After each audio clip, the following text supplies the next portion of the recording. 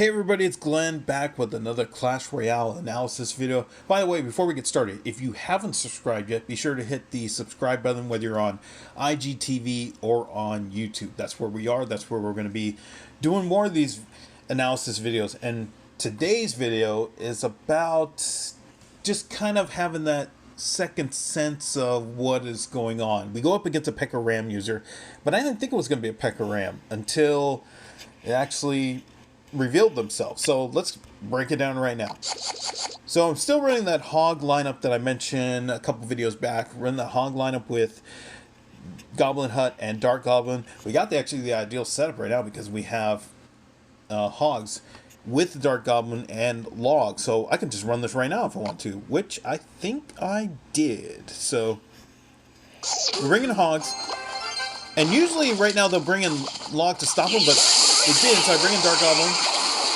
They use, I think that's 8 on E-Wiz and Poison. They bring in Bandit to stop Dark Goblin. This is major damage right off the bat.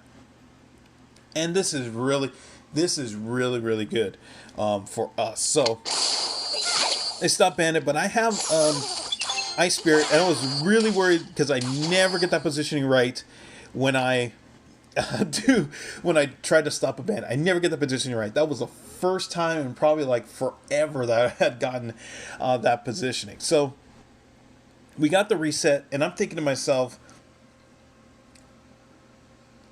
they have to have a Mega Knight at this point. That's what I'm thinking in my head. I'm thinking, okay, maybe they have Mega Knight. So if I run Hogs again, they're just going to get stopped by Mega Knight, and that's what I'm really worried about. So I think the goal is to slow play this. So let's bring in Hut, and then let's see what they do from there. But I'm thinking, okay, this is a Mega Knight deck. It's not, but that's what I'm thinking in my head. So because right now the time would have been to play Hogs at this point and put more pressure on my opponent. But if I'm correct and they have Mega Knight, they're just, like I said, they're going to get stopped.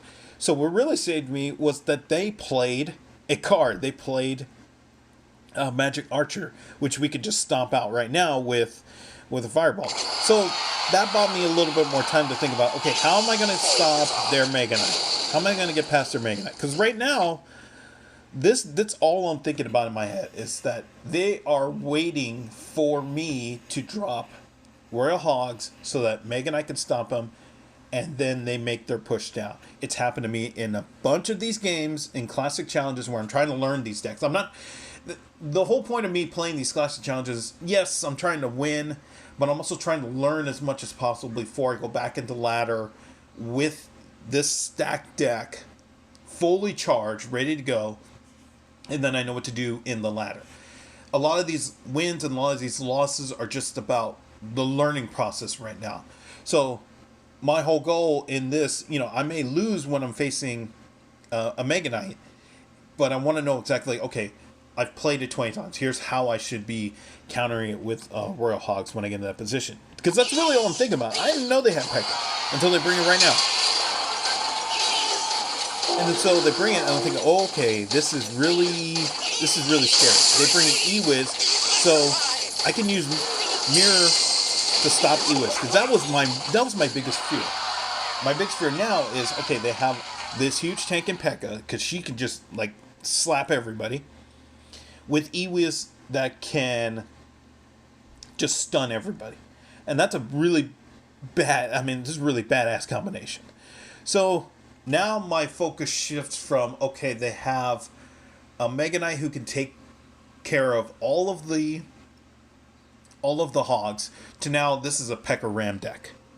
And now I know that PEKKA Ram deck is probably the most popular lineup in the challenge mode. So how am I going to stop this? Because they could be bringing Battering Ram right now, or any moment that they're ready to go. You see, they're only a few seconds away from being able to do that. So we have to stop PEKKA now. So bringing Dark Goblin, kind of support Ice Wizard. We're throwing full resources at this one. They bring in poison because they were trying to stop Dark Goblin while doing damage to the tower. Fine, we're still in the lead. So, at this point I'm thinking, okay, let's get a reset. Let's just start over. Now I know I can run Hogs without a problem. But let's just run Hut.